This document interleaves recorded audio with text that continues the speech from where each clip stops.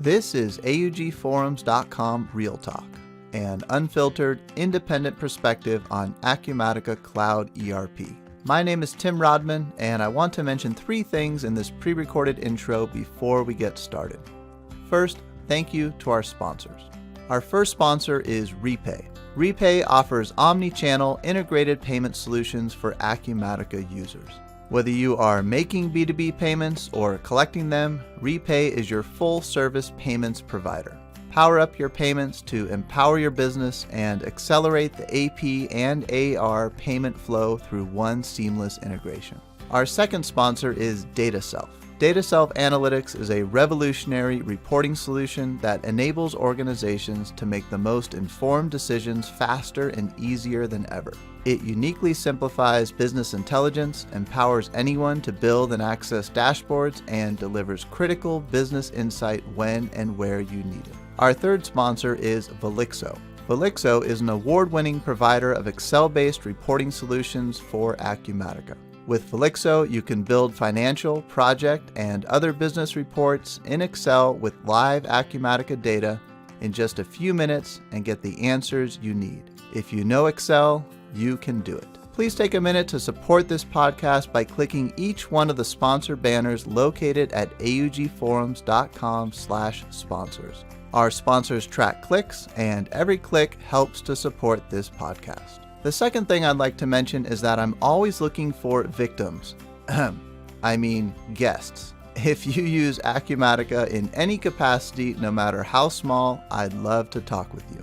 Check out augforums.com/podcast and click the link near the top of the page to learn more about being a guest on the podcast. Third and finally, I'd love to see you listed on my Rolodex. Check out augforums.com/Rolodex to find out who else is using Acumatica and read the instructions at the top to see how you can add yourself to the list. All right, that's it for the pre-recorded intro. Let's get started. Today is Monday, March 21st, 2022, and this is episode number 78. Pam Brockhaus, Finance Director at Colorado Dental Association. Pam, thanks for coming on today. Oh, you're welcome. I've been looking forward to it, and we'll see how this goes. You said we just lucked out. You had a quiet day, but I would imagine, so far at least with meetings and things, but I would imagine as a finance director, your door, if you're still in the office, is frequently getting bombarded. I mean, what's it like? What in your role there as a finance director? Oh, there's always something going on. Right now I'm in the middle of budget, so that's always a fun time. And, we have to deal with various councils because Colorado Dental Association is a nonprofit. So as such, our officers are all volunteers, and then we have people that participate on various councils, one of them being finance council. So I'm also getting ready for a finance council meeting next week. There's always a lot of stuff going on. So, pretty busy in my area. I'd like to definitely ask you more about your budgeting process and Acumatica, but before we get there, maybe we could back up and get the brief Pam Brockhaus origin story. Where'd you grow up? Where'd you go to school? What was your first full-time job like? Let's get the backstory. Okay, so I grew up in California. So I'm originally from Sacramento, but I've lived all over the West Coast actually, and just about every place there is to live in California. I've spent a little bit of time there. So actually spent most of my childhood on a ranch outside of Yosemite, which was pretty darn nice stuff. Oh, that sounds awesome. Yeah, it was awesome. It really was. So that was a lot of fun, except it was an hour bus ride up to school and an hour bus ride back. So that was kind of taxing, shall we say, but fun times. So yeah, that reminds me about one time family vacation. We went to Yosemite, and it dawned on me driving through like some of the towns and things. I'm like, oh, people actually live in this area. That's Oh, amazing. I just thought it was a right. vacation destination. Yeah, it's a little different when you live there. Not quite as much a vacation. Sure, Um, sure. yeah, but yeah, so it was an experience. Um, it wasn't a good experience financially for my parents, but since I was a little kid, what did I know? I was just going along for the horseback ride. Let's just put it that way. That's a good way to put it. And then Uh, what took you away from there? I mean, or you sounds like you Yosemite area your whole growing up, and then where'd you go from there? oh, so from there we went to Oregon. Um, so my dad was a general contractor, and then got into ranching because that was kind of his family business, which didn't work out too well for our personal family. So then he went up to Oregon and developed some property up there for, building homes and that sort of thing. And then once that was done, he decided, okay, I really want to go back to California. So we ended up back in Sacramento. So then I spent the rest of my growing up years, shall we say, in Sacramento. So, we traveled around a little bit, going from place to place. Uh, and then, so then as far as how I got started in the accounting field, I started out as a bookkeeper and really liked it. And I worked for the finance director of the cannery I was working for at that time. This was still back in Sacramento. And she kind of took me under her wing and she said, you really have an aptitude for this. Why don't you start taking some courses at night and just see how it goes, in accounting. So I did. And I really liked it. I was really good at it. It just made sense to me. So I went through and finished up my schooling and, you know, that's kind of how all this shook out. So I was very fortunate that I had a mentor in a boss, in my basically my first real job, that led me into this, accounting field. So it's worked out very well for me. I see National University and University of Phoenix on your LinkedIn profile. Was it remote or was there any in-person component to that? Most of it was in person. Very little was remote at that time. Okay. And that Yeah. was in Sacramento area? Well, the National University was in Sacramento.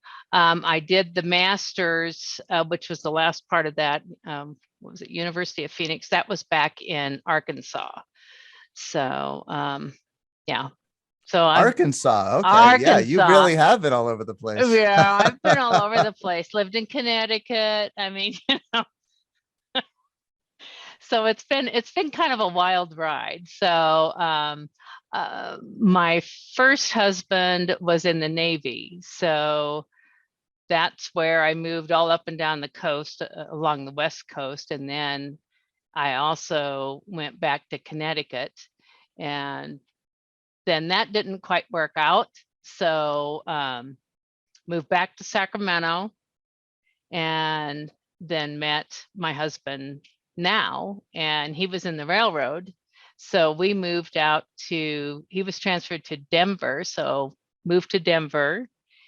And then he was transferred to Arkansas and he ended up retiring from the railroad out in Arkansas. So that's how we got to Arkansas. But yeah, kind of a wild ride. That's cool. That's cool. Been all over the place. But it sounds like Yeah. looks like you've been in Denver for like over 10 years or so. That's been your most recent home. Yeah. Yeah. So we actually live in Castle Rock, which is between Denver and Colorado Springs, about halfway. Um, yeah. So when we came back, when he retired, I said, okay, I'm going to look for a job back in Colorado. That's where I want to go. It's my turn.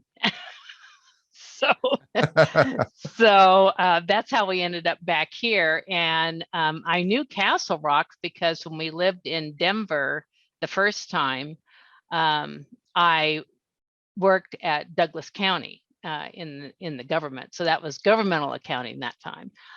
which is very unique. I don't know if you've ever done governmental accounting, but it's basically checkbook Only on the accounting. CPA exam. Yeah, that was the only time I touched that. Yeah. And then I was the finance director for the city we lived in Arkansas.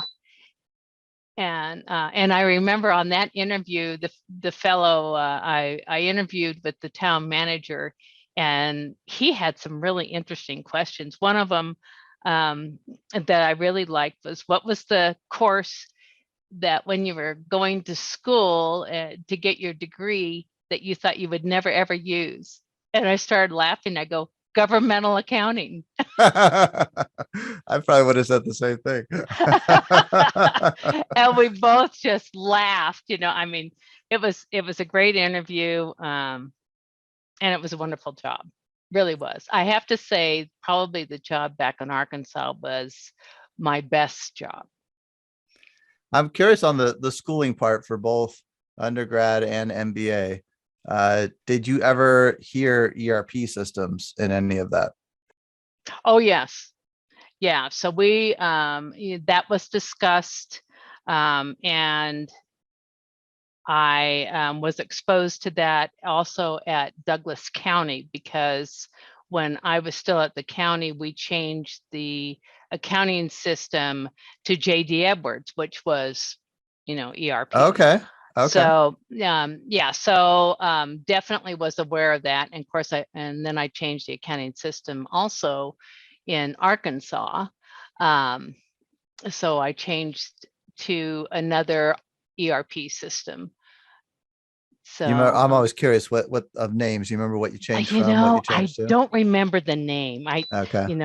I sorry about that. It It could have been like a small one that I wouldn't recognize anyway, so that's okay. Yeah, I want to say it was probably like Springbrook or something like that, but I could be off on the name a little bit. But yeah, it would have been a smaller one, because obviously not, it didn't have all the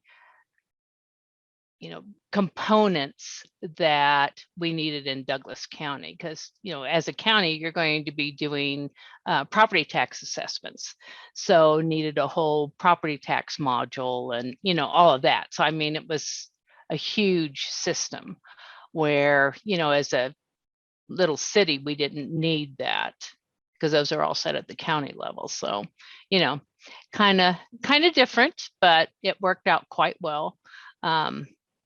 And I also was the one back in Arkansas that got them started on the GFOA certification program for financials. So that was an interesting process. But so with that government background, then what made you turn the corner into Colorado Dental Association? Is there some kind of government tie in there, or is just something different? Not really. I just was, scrambling, trying to find work, and came up as a finance director position open at the Colorado Dental Association. So I went ahead and applied for it, even though I didn't know that much about it. I mean, I went online and looked some information up and found out that they're a component of the American Dental Association. So the American Dental Association is a huge national organization. In fact, they have a little bit of international component too, but most of it is in the USA. And this is the state version of the ADA. And as such, we tie into the ADA's database. So kids going into dental school are automatically part of the American Dental Association. So it's kind of interesting. The connection with governmental accounting, the nonprofit accounting tends to be kind of similar to governmental accounting. So it's, everything's fund-based like it is in governmental accounting. That makes sense. And and of course you keep all those separate. It's kind of like having separate entities, like working for a corporation, and they do various things, and they have all these different companies that are all part of the overall corporation, but they're all, they all have separate financials. So it's kind of like that. I don't know if I'm explaining it real well, but No, it makes sense. I mean, that's always been my impression. I mean, I don't have government experience, but that's always been my impression that it's just a lot of funds, and in Acumatica language, it's a lot of projects, I would imagine. Just yeah, different names for the same type of thing. I mean, obviously there's probably nuances, but generally speaking, it's project accounting, fund accounting. It's very right, similar, right? right. Yeah. And I've also worked in manufacturing, um, and construction, as well as, the government and now nonprofit. So, so I've had to do percentage of completion, all that kind of stuff. So Well, that's little cool. different. Yeah. So I've I kind of got always a like checkered hearing past. the the breadth of experience. I would call it breadth. Checkered maybe is another way to describe it. you got a you got a good broad, and I like that. Sometimes people are just really narrow in their experience, and they can only see a very narrow swath of things. But I don't know that when I see people with a broader experience, they tend to be better at ERP systems, I think, because ERP systems tend to be broad. I don't know. Do you feel like your breadth of experiences helps you, when you're touching an ERP system like Acumatica? Oh yeah, I really do. I think it's a good fit for me. And yeah, I really like Acumatica. I think they do an amazing job. And I love their training. When you go to a summit and you get to have your one-on-one training, or well, I shouldn't say one-on-one, but in-person training, that's very helpful too. And I've also uh, gotten a lot of good training from the Acumatica User Group, the information you have on your website, I think is amazing. So, I would highly recommend that to anyone that listens to this podcast. Thank you. Thank you. Yeah, I think, I'm always a big community fan as well. I think it's a really important part of any kind of product, whether it's Microsoft Excel, which I also like, or Acumatica. It almost is more important than the software itself. It's like the software might be great, but if you don't know how to use it, then it's not so great, right? But having a strong community, being able to ask questions, that's a big part of a modern software product. Yeah, it really is. And that's why I think user groups are so helpful, because, not any one person can ever know every single thing about any computer system. So when you have a user group where you have people from all walks of life that have done all kinds of accounting, it's very helpful, I think, to just post something out there and see what happens. Somebody's probably got a solution, or figured something out. I definitely want to circle back to the user group, but before we do, maybe you could walk us through a little bit with Colorado Dental Association. First off, tell us like what you do. I've heard of the American Dental Association, but I don't really know what it's there for, what the purpose is. And then, walk us through what made you look for a new system, what made you select Acumatica, that whole process. Okay, so what the ADA and the CDA does on the state level is we're a membership organization for dentists, specifically to the CDA, that are licensed in Colorado. Now at the ADA level, it would be dentists that are licensed to practice in the United States.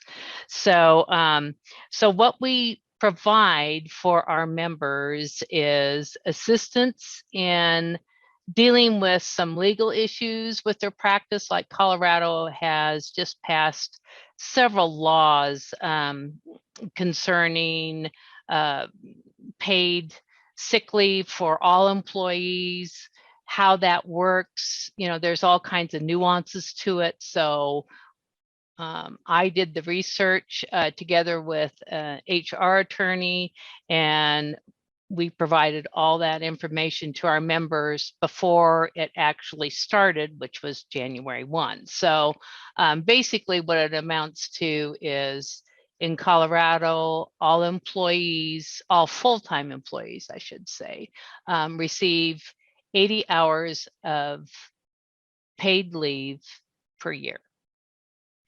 And part of that is COVID leave, because we're still, in the COVID situation. At least that's being alleviated to a certain extent. Hopefully we'll get out of that pretty soon. And as far as I know, I think Colorado is the only state that has that.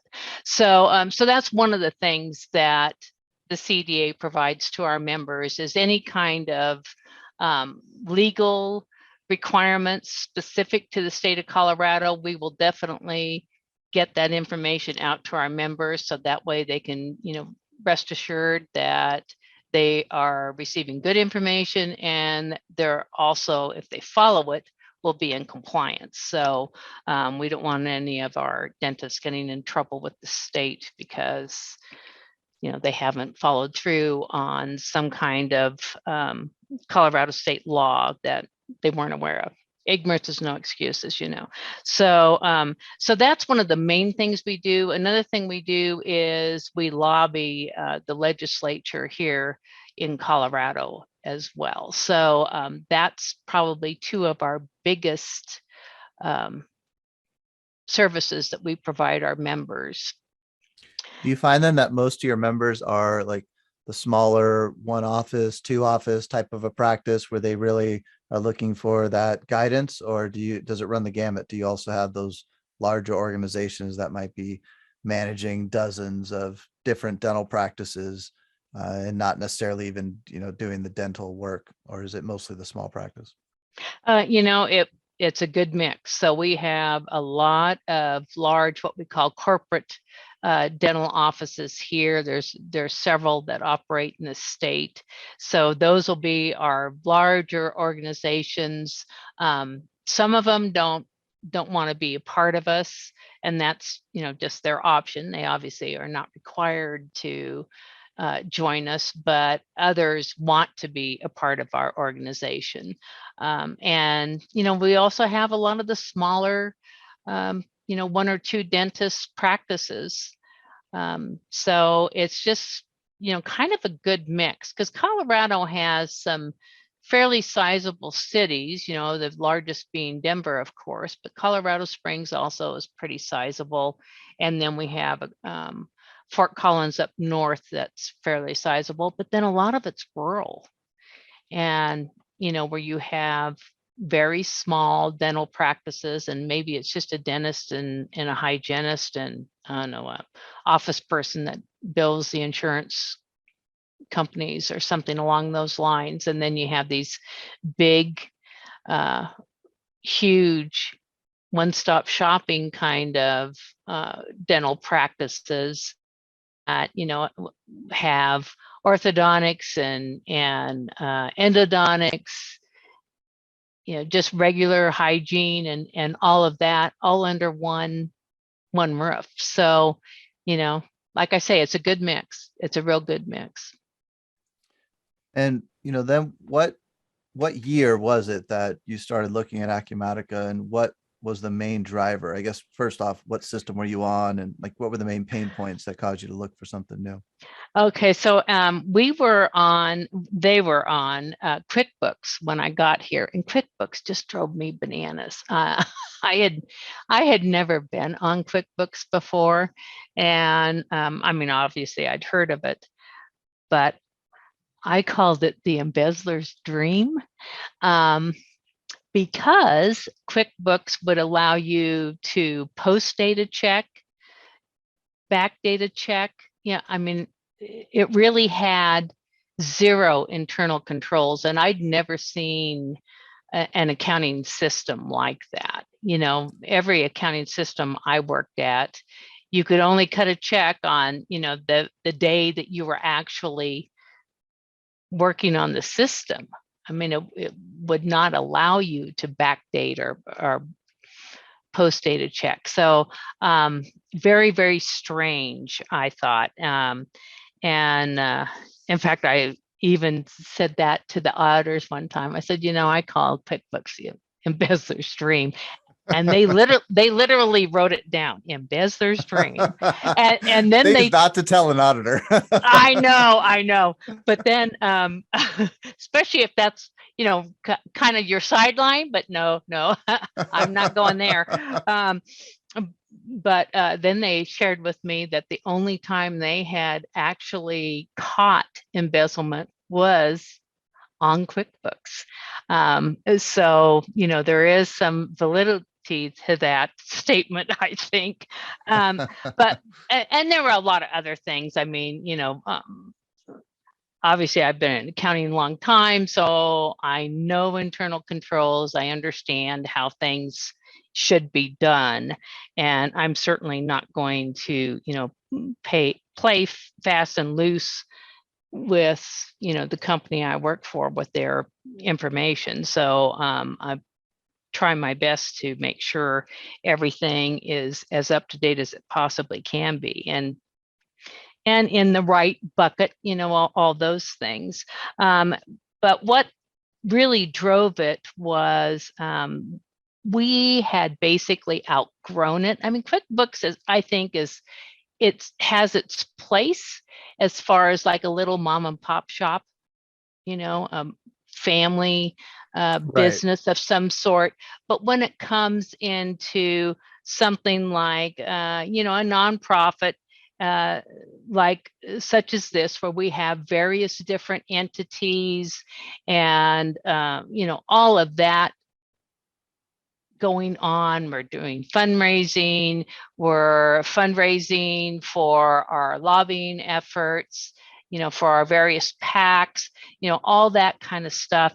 It just wasn't working. I couldn't get the information that we needed in a timely manner with QuickBooks. There was no way I could ever tie any of that to Power BI, which I have done with Acumatica. So it just wasn't working for us. We couldn't do project accounting in there, which we use projects for our different fundraisers and different events, so we can track those costs and any revenues that come in.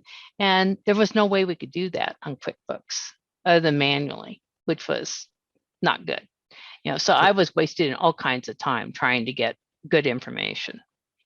So it sounds like then you were part of the process of selecting a new ERP. I mean, what else did you look at besides Acumatica? So we looked at one that Microsoft has. So we looked at that one, and we looked at another one that we just threw out because it basically couldn't do what we needed it to do. And I can't remember what that one was. And then the other one was Acumatica, which I'd never heard of Acumatica, which kind of made me curious. So we brought in the Microsoft and remember which one it was? Was it being projects based? I wonder if it was Solomon or was it Great Plains or Dynamics SL, Dynamics GP? It was Great Plains. Okay. Yeah. So so we brought them in, had them do the demos, and what kind of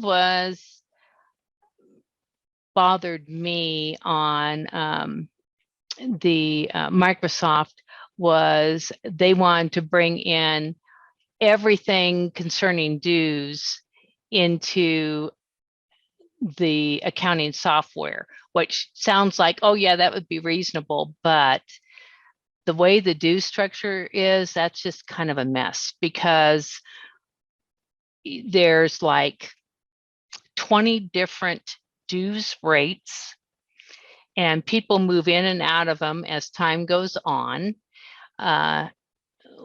We've also got all these various payment plans where they can either pay up front or they can pay over a 4-month period up to a 12-month period.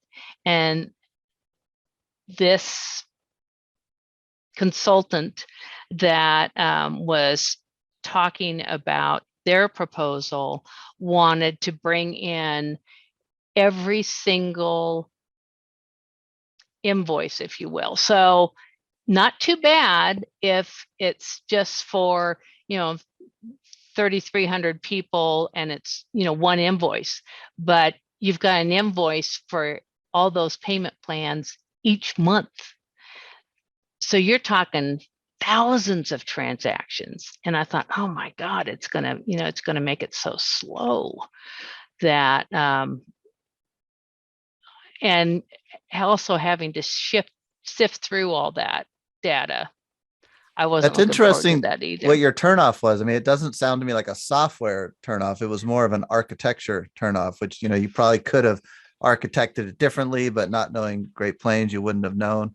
That's an interesting point. I think it just underscores how important a consultant is in that process. It's not just buying a software. You're going with a solution provider because there's always different ways you can handle things. And that's interesting. That your turnoff to me doesn't sound like a software thing. It's more of an architecture decision by the consultant. Yeah, it really was. So, so that was what kind of did it for me. Now, what I liked about Acumatica, number one, they weren't going to do that, and they didn't. Instead, they wrote import scenarios for the information on the due structure, because that's all handled at the ADA's database. So have to pull that data out of Aptify, which is the ADA's database, and massage it a little bit, and then run it through the import scenario to pull it into Acumatica. And it actually works quite well. So, so that part's really, really good. So it's like a once a month manual dump out of one system, like into CSV or Excel, and then imported into Acumatica. Correct. Yeah. So that's how that works. And like I say, it works really well. Doesn't gunk up the data with, multiple entries, which is really, really nice. Gives us the information we have to have, and keeps me from having to, post all this stuff manually. So it's a win-win-win in my book. So I really, really like that. Another thing that sold me on Acumatica was the ability to write inquiries, generic inquiries. I thought that was really, really great, to be able to develop your own. And I also liked the reporting. Like the report designer, or like the ARM financial report writer? The ARM financial reporting. I really like that. Yeah, I could see, the ARM a lot of times, if you're just doing the general ledger, it's not that exciting. But, being an organization that's doing fund accounting and project accounting, I could see how ARM would deliver a lot more power than just a GL shop. Right. Yeah. A lot more functionality, and the ability to just, quickly get a report rolling and give that data, right out to the leadership. So it's right there at their fingertips. So those were the things that really sold me on Acumatica. Well, I definitely want to talk reporting and user groups. Before we get to that part, though, maybe give us like a timeline idea. When did you go live, and what did you go live with? Was it just like financials and projects, or how did that go? So went live July 1 of 2018. It took me, actually, there was really nobody else working on it. It took me about close to 6 months, I want to say, to get things rolling, as far as, develop the GL, get the information as far as converted from QuickBooks into the new GL. So we'd have a little bit of history. I didn't want to do a whole lot of history, so I only did a year, because I just figured, if I have to go back further than that, I'll just run it through QuickBooks. Because time moves on pretty quick. You typically don't need to have 20 years worth of data. What for? You're never going to look at it anyway. So I want to take this snippet and just like put it in bright shining lights, for anyone implementing Acumatica. That's great advice. yeah. I mean, so I wasn't going to go back any more than a year, and I wasn't going to try and bring in data detail, just the total numbers. So by month. So that's what I did. So we didn't bring in, all the invoices and stuff we had processed the year before. We didn't do that. It's just pointless. Look at a file cabinet, look at a box, don't go through that. It's just not worth the brain damage. So it took about 6 months, from start to go live. Really didn't have any real glitches that I recall. It went fairly smoothly. The toughest part was, getting the time to really look at it and, develop it, because it was basically all on me. There really wasn't anybody to help with the implementation, other than the consultants, obviously, that were helping things along. So I thought it was a great experience. What I would tell people too, other than don't bring in, every piece of paper that you had in your own system. It's just not, it's not worth it. You can find it in other ways. And that it's Acumatica is a very well designed ERP system. That's my personal opinion. There's amazing flexibility in Acumatica, and with that can come some complexity when you're dealing with it. So you do have to pay attention, particularly when you're writing reports and generic inquiries. You have to, sometimes it takes a couple of shots before you get it where you want it to be. But I think it's a great system, and I recommend it every chance I get. Another thing I would suggest to people is attend the annual summit and attend those training sessions. Well, it sounds like reporting has come up a few times. So maybe I also want to talk user groups, but maybe let's go to reporting first. Okay. First thing I want to ask you is, just here on the podcast, raw feedback here. You joined my little building generic inquiries and pivot tables course. Mm-hmm. I just launched it a couple months ago, and I've been focused on getting into a cadence of contributing new lessons and trying to build a sales page. I have it on my list, to get into more of an interactive approach with people who are in the course. So I'll just take advantage of this podcast and just ask you if you've had a chance to go through any lessons yet, and how you found it so far. Yeah, I've gone through not as many lessons as I'd hoped to, but I've been through about 3 of them. I think I actually went all the way through one from start to finish and answered the questions and, all that. And then kind of hopped around in some of the others. And I really like it. I think it's really a great program that you've developed there. And I'm looking forward to getting back to that as soon as I get done with this darn budget. And then once that's done, then I'll have a lot more time where I can go in and really study it and go through all of the exercises and all of that. But I like the way you set it out. I thought it worked really, really well. You strike me as someone who's got a data aptitude, even looking at Power BI. I'm curious what made you even want to take the course. And since you've only been through a few lessons, were they too basic? Because, I try to start off pretty basic. Some of them, yeah, the first ones were a little too basic. So that's why I skipped a bunch of them, but I still want to go through all of them. Yeah, so for me, but then, I've worked in Excel forever.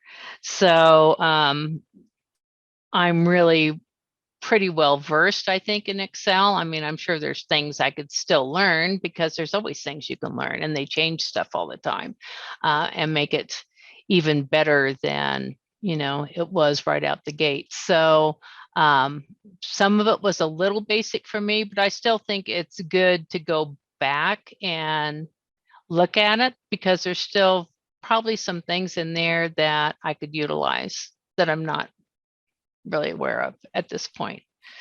And what was the main thing that you were looking for going into it? So I could maybe adjust things for future lessons. I've done stuff obviously with pivot tables because you have to use Power BI, but I don't feel like I'm, really an expert on that. And so that's why I wanted to take this course, was to really get so I could get great information and great ideas on how to set up pivot tables. And how about building generic inquiries? Since you're primarily just using financials and projects, do you feel like you already have all of the generic inquiries that you need, or were you also interested in maybe understanding the table structure more and learning how to build your own? Yeah, so I don't have all of the generic inquiries yet that I would like to do. And that was my second reason for wanting to buy the classes, is to get the data on generic inquiries. Because again, that's another area that it changes somewhat with each update that Acumatica does. Doesn't always impact your generic inquiries, but there's times when it might. And, there's better ways to do it than what I have already done. So I want to get really well versed in doing generic inquiries where I can basically just go in there and do something on the fly really quickly. So that's kind of my goal. So it sounds like you've built some before. You just maybe want to be more confident in creating new generic inquiries. Yeah, I do. I want to be more confident and understand better, where that information might be stored that I'm looking for. So, there's a lot to developing a generic inquiry. It's not, it's not something that's super easy, I wouldn't say. You're comfortable in Excel, but do you have any SQL background, like writing SQL select statements on a database? Yeah, I do have some, but that was a long time ago. So, but I do have some SQL. I'll definitely be interested to circle back with you and get your feedback on the lessons that talk about SQL joins, because that was the hardest part of the course, and I hesitated to do it, but I went ahead and introduced some SQL stuff, mainly as a background, not as a you have to know this, but hoping that it would maybe help when doing joins in a generic inquiry. But I'm not sure really how it turned out. I've gotten a little bit of feedback, and it actually wasn't that great from the one person I got it from. But I'm curious to get yours. If it was definitely the hardest part, trying to convey how a join works. And anyways, when you get to that point, I'll circle back, and I'd love to chat more with you about it.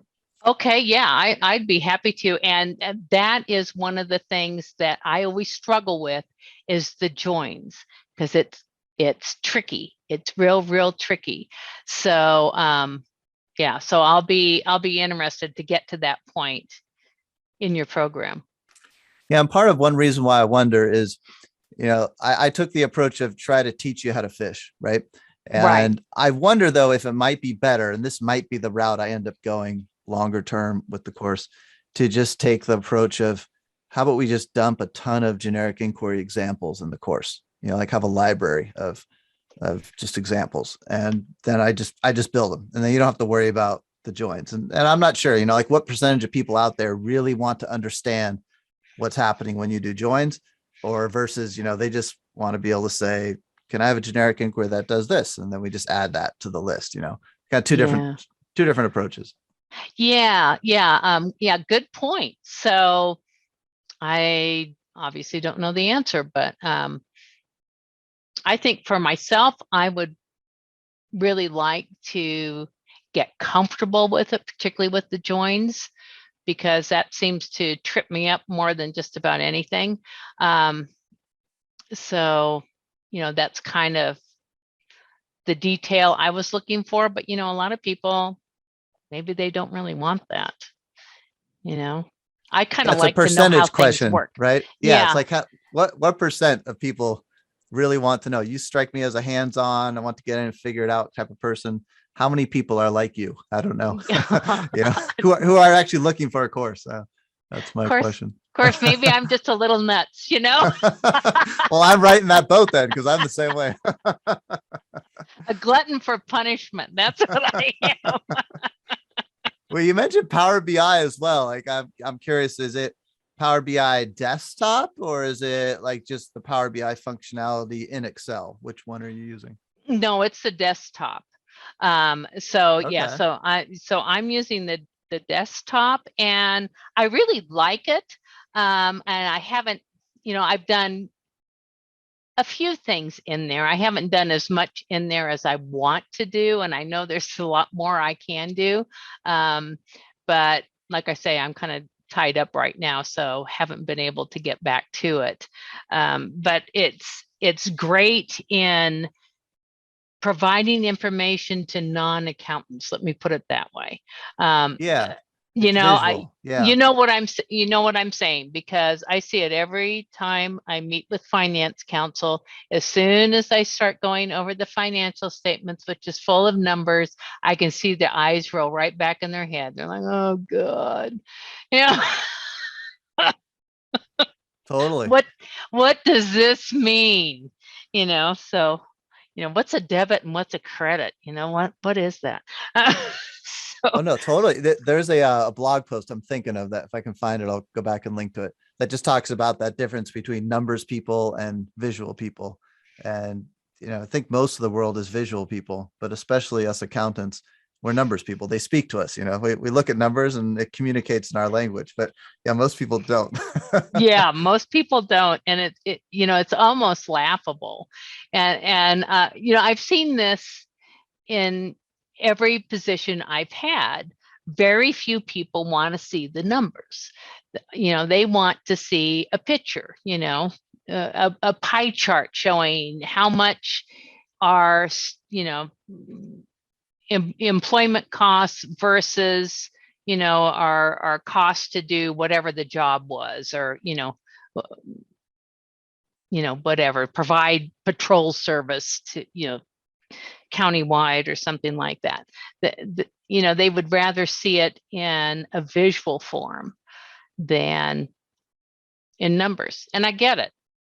Sometimes it's not quite as easy to convey in a visual form, I think, but that's just me. Well, I I'm like the eating numbers. this up. I'm totally eating this up because there's something else I'd love to at some point put into the course, but I don't know if I could ever get there. I think Power BI would have to come first, but there's something else that you can actually put on top of Power BI, and it's called Zebra BI. It's all it is it's some custom visuals, and I'll put some links on this episode to it.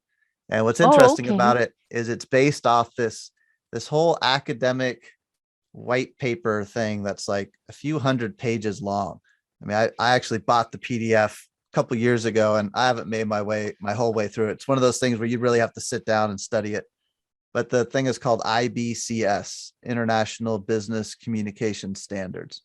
And the idea is, there should be a common way of presenting financial data and, take the visualization best practices that us accountants aren't very good at and just, give me the visual that I should use for different situations. And then I just use it. I don't think about it. And the Zebra BI did is it took the International Business Communication Standards and then they built visuals in Power BI that follow those rules. So you could use that and like you could see like a 5-minute demo on it and you get an idea of what it does. It's a way of taking data that numbers people like us understand, and just kind of automating the visual side of it, so to speak, and make that part easier. And I think that's an important part for communicating to management for people like us in accounting. Oh, yeah, that's awesome. Thanks so much. I'll have to look that up. Yeah, that sounds really, really interesting. Because So it's interesting. I'll just kind of fool around with different visuals and go, well, does this kind of make sense to me? Well, sort of. I'm the same way. I mean, You know? I always underestimated the visual side, right? It's like, for me, the hard work is the plumbing of getting the numbers. And I still Right. think that's the harder part. But I think I underestimated the importance of the visual side. And I've got some visualization books. I've got my storytelling with data book on the shelf here that I've read through. But yeah, every time, like, it's not native to me, I have to figure out how to do the visual side. It's not automatic. And I would love to get to a point where it's just automatic. You just plug it in, and it's like almost like a translator, right? You can speak in your language and the translator just translates it into a language that management can understand. Right. Yeah. I mean, and I struggle with that as well. It's just kind of beyond me. I don't know what types of visuals make more sense. So yeah, so that would be awesome. I like it. Well, that's cool. Yeah, this has been. I love getting this kind of live feedback, on the podcast stuff. These light bulbs that go off for me. Oh, it's like, there's someone else who's struggling with the same thing. This is great. I wouldn't have known about it if we didn't get to the 50-minute mark or whatever we're at right now on the podcast. You have to sit down and really kind of warm up to these kind of deeper problems that we all face. Right. Yeah, that's true. And you're right. All of us face that. So um that's always been a stumbling block for me. How do I present the information that they need so that they can understand what's going on and make a decent decision, but in a way that they can get it? Well, we'll definitely circle back on that offline, and also as you progress through the course, get more of your feedback. But maybe quick time check here. We're coming up, got about 8 minutes till the top of the hour. Maybe we could talk a little bit about user groups. So first thing I was wondering is, as part of what Colorado Dental Association does, do you do, at least pre-pandemic, you might be getting back to this, but pre-pandemic, would you do workshops and in-person type events as well? Oh yeah, we did a lot of in-person events. In fact, really all of our events were in person. We didn't use Teams, which now we do. I think the only time I used Zoom was when it was a meeting outside one of my different groups that I belonged to, where I was dialing in to some sort of meeting on Zoom, something like that. But yeah, pandemic, it was always in-person meetings. So being a person who values community and user groups, and even being in an organization that is event literate, I'll call it. Were you at the Rocky Mountain user group ever for Acumatica in the Denver area? Yeah. In fact, it was held in our facility. So I might have met you there. I went there once. Maybe I met you there. I don't remember, but maybe. Oh, you probably did, because That's funny. that is funny. Or maybe we didn't actually talk to each other, but kind of saw each other. Yeah, so it was in on the 4th floor of our building. That's where our office is located. And we have this large room and all the tables and chairs and all that. And then we can drop down 3 projectors in that room, depending on the size of the group. Wow. That sounds awesome. What Yeah. then? So you did that. How do you remember how many you hosted or how long it was? Oh, I want to say it was maybe like 18 months worth. And what was the main? Oh, I'm really interested in this. What was the main thing that caused you to stop? Was the pandemic or was it before that? No, actually, so the person that started that was Doug Doug. Hollenbeck. Mhm. Mhm. And they were actually our consultants. So that was Intuitive Tech. And then he changed it to, I don't know, Intuitive Solutions, I think. And then he sent me an email, and it was like I want to say it was like 18 months or maybe it's a little less than that after the user group had started, that he wasn't going to, use our space anymore. And I can't remember what the reason was. So, so maybe that was a time or two when I didn't go because it was held somewhere else and I just couldn't make it. I wonder if you went Okay. somewhere else. Where was it that they did it? Do you remember? The one that I did was at Intuitive Tech's offices. I think it might have been the second or third meeting. I actually flew out there and I stayed at Doug's house, and then Really? went to that one event. Yeah. Okay. So, and I think Intuitive Tech, I never went to their offices, but I think they had an office in downtown Denver, if I remember right. Um, And is your office somewhat central or is it yeah, outside of Denver? it's outside of Denver, but barely outside. It's in what they call the Denver Tech Center. So it's right off I-25, which is the main freeway in actually the entire state. And it's not far from the airport. So it's easier to get to, easier parking, all that kind of stuff. Um, downtown Denver is kind of a pain in the neck to get through, as most, city downtowns are, and parking can be an issue. So, yeah, well, that's interesting. Well, darn. So I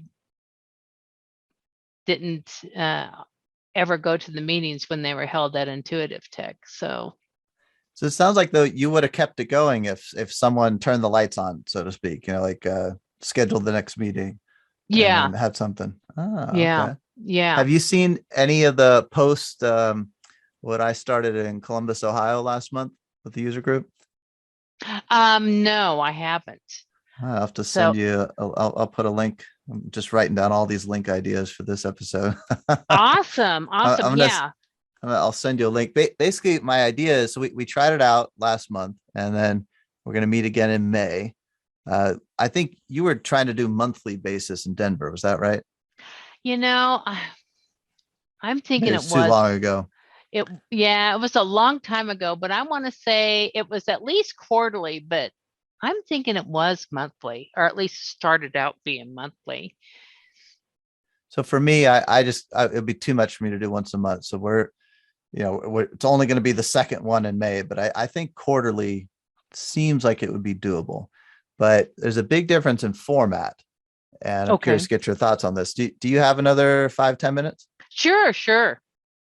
So, I've been involved actually with a Power BI user group before up in Cleveland. And based on that experience, I mean, I'm not like a total user group guru, but based on that experience, I kind of came away with some main challenges. One of them is you need a place to meet, but it sounds Right. like you have that problem solved. A second challenge is you need content. And most user groups, I think, run in a way where people show up, they sit down, and they listen to a presentation, right? Right. And that's fine to do once, twice, but once you get into a cadence, keeping that content pipeline filled is a lot of work. It's a lot of work to put together an hour-long presentation or whatever it is you're going to do at a user group. And so the format I tried last month, and it seemed to go pretty well, was rather than like show up, do a presentation, and then kind of back into an interactive portion after you've been in passive mode for a while. I'm Hmm. kind of actually flipping it around and just killing the presentation altogether. It's like, let's just skip the presentation. You could go watch something online if you want a presentation, but just come, sit down, circle the chairs, and just go around the circle. and everyone has an opportunity, a few minutes to share what they're working on, something cool they learned, whatever it is you want to talk about Acumatica. Then you've kind of broken the ice. And then, like, I actually booked a room for 3 hours. In the first hour, we circled the chairs, just went around the circle. And then the next 2 hours, it was just free time, just mingle. And now you've heard from everyone.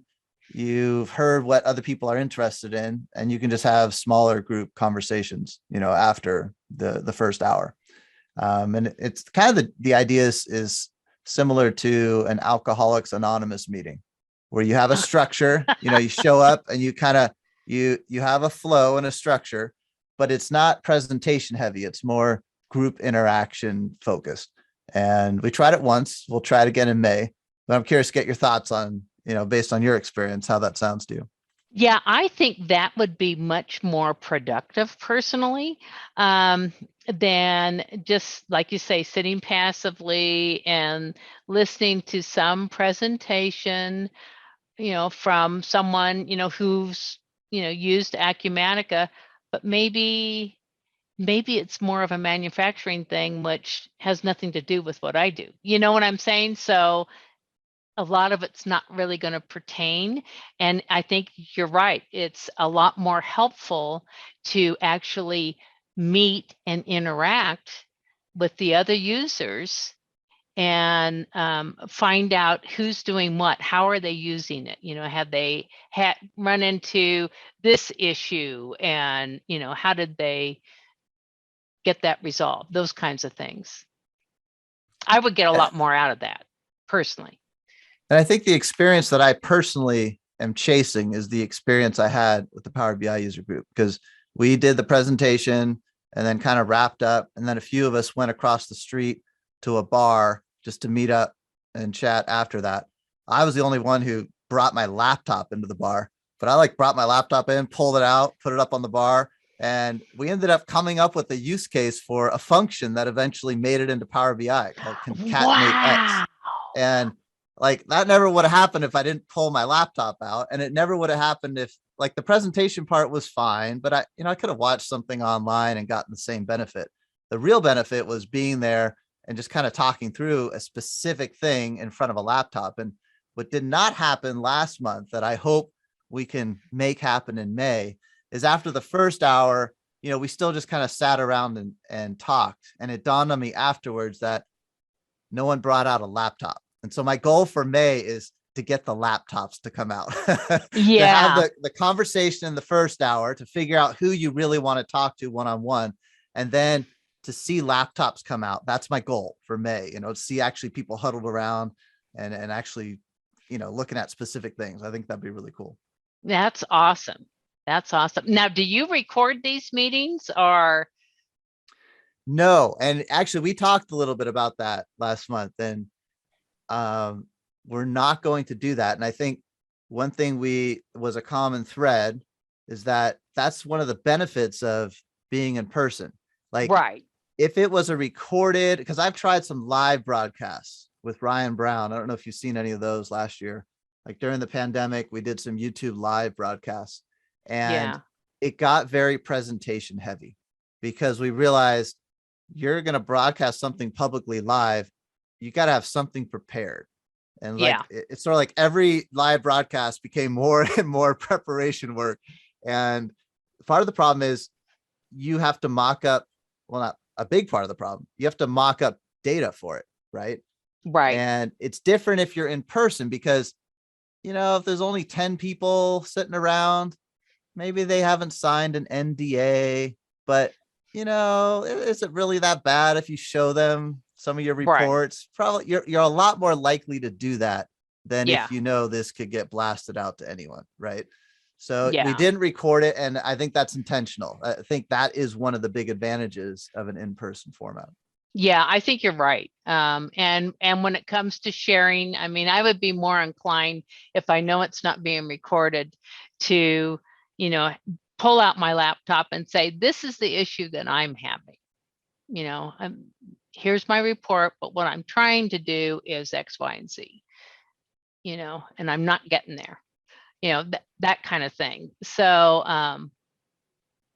Yeah, and I Yeah. think what's cool about that format also, and this is unproven, but this is my theory, that you don't need a bunch of experts in the room.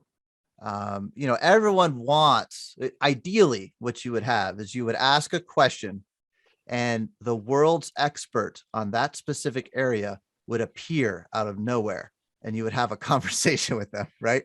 That's the Right. advantage of virtual. And I think what we think virtual can deliver. But the reality is, I don't know how to achieve that. I don't think anyone knows really how to achieve that yet. At least that's free. That's not a consulting basis. But Right. I think there's something that happens when you have an in-person conversation. Sometimes just when you describe your problem and you're forced to present your problem, sometimes you help yourself, right? You Right. don't even need an expert on the other end. It's just that collaboration, that second pair of eyes that sometimes at least maybe doesn't solve it, but gets you further along, by forcing yourself to present it, so to speak. Right. Right. Yeah, I agree wholeheartedly. Yeah. So Well, this is awesome. cool. We got a common reporting interest and user group interest. We got a lot to bounce around by email after this, but this is a good opener to both those topics on this podcast. Yeah. Yeah, absolutely. Yeah, I've thoroughly enjoyed it. So I'm really glad that I opted for this option rather than the 15-minute spiel.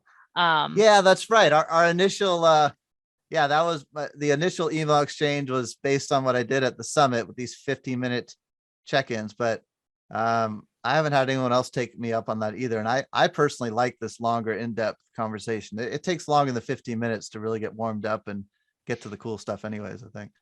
Well, that's right. And you throw something out there and that leads to something else. You know how it works. So you just kind of bounce around and all kinds of cool things come out.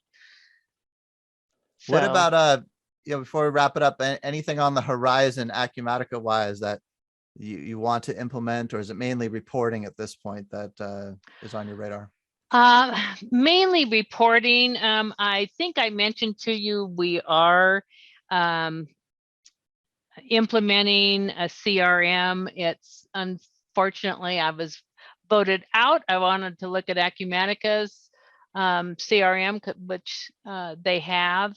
Actually, I reached out to Acumatica and I was told that they didn't feel it was quite as robust as what we were looking for, but I couldn't answer that because I haven't seen it, to be honest.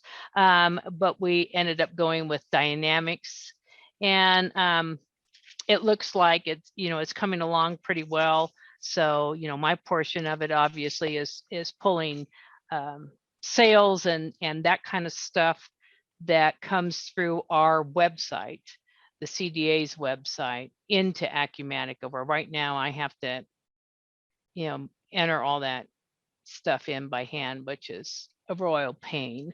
And it takes mountains of time for, not a whole lot of payback, in my opinion. So I'm hopeful that that's coming along.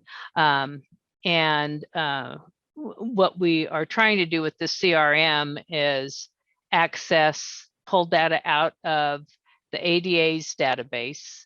So we've gone through a few hurdles with the ADA. Hopefully we will get there eventually and be able to access that data directly and then pull that into the CRM and get some really good background on our members and find out, what their interests are, what their issues that they have contacted us, to get some sort of resolution, get that kind of data in there. We're also pulling in our phone system so that we can, phone calls will be automatically tied to a specific member if that's appropriate, that kind of thing. So it'll be interesting to see how all this shakes out. And how big of a volume is it? Like, if you can share, like how many members are flowing through this Colorado Dental Association organization? So we have about almost 3,300 members. So it's a, fairly sizable group. And, and they all have different things going on. One of them is, third-party payers, the insurance companies, how to deal with them when, they're refusing a claim and, that kind of thing. So I get involved in that. And I seem to get involved in all kinds of squirrely stuff. For some reason, I'm really not sure why. There's that breadth of experience and interest speaking again there. Yeah. So there's all kinds of different reasons why a member will call the Colorado Dental Association and say, hey, I need help in this, can you explain to me how this works, so having all that data where we can be in the CRM and call up this member's data when we're on a phone conversation with them and kind of glance through and go, oh, okay, I remember this person now. I remember what happened on this deal. So you kind of get a little bit of a background, which I think would be handy, not only for us, but also for the member, from their perspective, and give them that sounds feeling. interesting. Yeah. And give them that feeling that, hey, we really do know about your business. So, kind of the Amazon of Amazon.com of membership. Yeah, that sounds cool. Dynamic CRM is pretty robust. That I'm sure can handle it. You just got to build it out. Maybe I could have you on in a few months after you've been through that, and we could talk about how that project went. Oh yeah, I'd be happy to do that. Once it's done and we kind of know what we're doing. I mean, we're already, entering cases and that kind of thing, live in it, but we don't have all the pieces in there. Like the Acumatica piece isn't in there. We're still working on getting access on the ADA's database, that kind of thing. So, there's some things that are starting to flow through, but, not everything at this point. So, and then I'm also working on the back end of the website, working with consultants on that side to get that information in there. So it's kind of interesting. Yeah, it does sound interesting. Yeah. Definitely And keeps the things interesting at work for you. yeah, it really does. So it's not just the same old stuff all day long. I'm not the type of person that can handle that kind of stuff, as you can probably tell. It's doing the same thing all day, every day. That's not me. Yeah. Must be that ranch background, right? I think so. Get everything done, no matter what it is. Yeah. We're not outsourcing. We can take care of that here on the ranch. Yeah, right. Well, I got to run to another meeting in about 3 minutes here. Thanks for going over. I appreciate it. Let's definitely circle back in a few months on the CRM, and sooner than that, I'm reporting in user groups offline. Okay, sounds awesome. Thanks so much, Tim. It's been great. All right. Well, that's it for now. We'll catch you on the next episode of AUGforums.com Real Talk. Thanks for listening, and take care.